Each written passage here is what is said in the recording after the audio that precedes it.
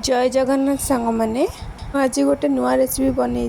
First time मलाई सोया चाप तो देखेबे केमिति प्रस्तुत करले घरे प्रस्तुत करथिबा स्टिक को छोट छोट पीस करिकरी टिके गोलमरच गुंड पकई रखिदेबे तापर गोटे गैस रे करेई बसेबे तापर सेथिरे टिके तेल पकई तेल फुटी आसिले लाल हे आसिनी सीधा सबुदा चप पकई छाणीबे तापर टिके लाल हे आसिले गोटे प्लेट को काढ़ी सीधा साइड रे रखिदेबे तापर कौन करेंगे जानचनी दीटा पियाज गोटे टमाटो गोटे कैप्सिकम दीटा रसुण आ गोटे बड़ अदा चारटा कंचा लंका भल भाव काटिदेबे अदा रसुण कंचा मर्च को काटी गोटे प्लेट रे साइड रे रखिदेबे तापर अल्प टिके काजू और दीटा पियाज को भल भाव बाटिकी साइड रे रखिदेबे तापर गोटे कड़ाई रे तेल पकईकी से गोटा गोलमरच तेजपत्र आ 3-4टा दालचीनी पकईकी भल भाव फुटेबे कटा होइतिबा पियाज टमाटो को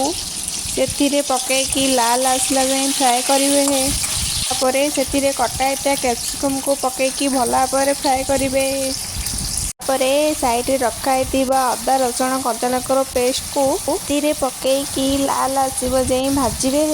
तापर अदा रसुण भाजी सारापर साइड रखाई काजू और पियाज पेस्ट को पकईकी भल भाव भाजबे तापर टिके दही पकईकी किसी समय फुटवा को छाड़ीदेवे फुटी सारापर स्वाद अनुसार लुण पकईकी किसी समय फुटवा को छाड़ीदेवे भजा सोया चाप को से पकईकी किसी टाइम फुटवा को छाड़ीदेवे तापर फुटी सारापर टिके क्रीम पकईकी टिके गोलमरच गुंड पकईकी किसी समय फुटवा को छाड़ीदेवे तापर फुटी हो सारापर छुंक देवा जगार टिके बटर पकईकी सीधा से कंचा लंका कटा होइतिबा पियाज और भूसम पत्र को पकईकी भाव छुंक देदेवे तापर से छुंक को से पकईकी भल भाव घांटी देवे तापर लास्ट रे कौन करेंगे जानचनी ना किए कस्तूरी मेथी को फ्राए करिकी से पकईकी किसी टाइम पे घोड़े देवे तापर गरम गरम प्लेट को काढ़ी खाइबे रुटी और नान सहित कि लागिबो जे।